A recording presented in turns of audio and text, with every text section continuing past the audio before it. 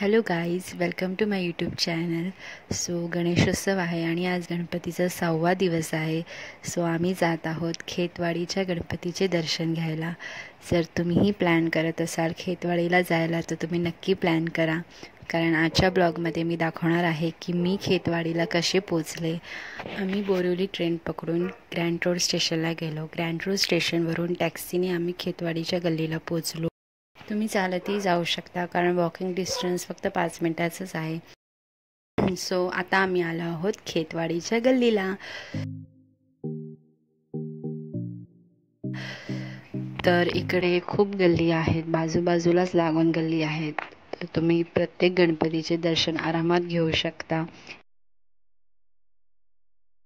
एकदम 2-2 मिनिटाच्या अंतरावर गल्ल्या आहेत आणि खूप मोठे मोठे गणपती असतात.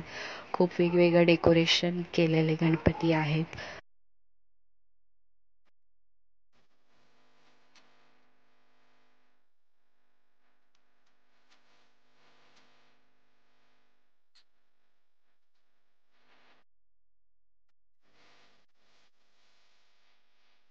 इकडे लाईनही असते.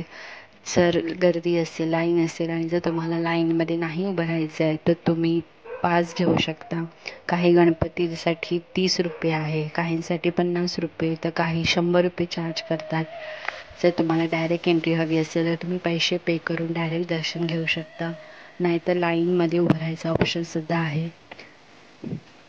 तर अशा प्रकारे आम्ही सगळ्या खेतवाडीच्या गणपतीचे दर्शन घेतले. त्यानंतर आम्ही गेलो गिरगावच्या राजाला.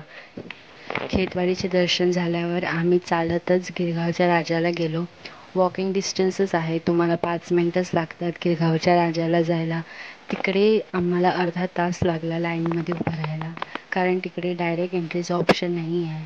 तिकडे पास सिस्टम नाही आहे की तुम्ही पैसे पे करून जाल, तर तुम्हाला लाईनमध्ये उभं राहूनच दर्शन घ्यायचं आहे. सो अशा प्रकारे आम्ही खेतवाडी आणि गिरगावचे गणपतीचे दर्शन घेतले. सो तुम्हीही नक्की प्लॅन करा, नक्की व्हिजिट करा.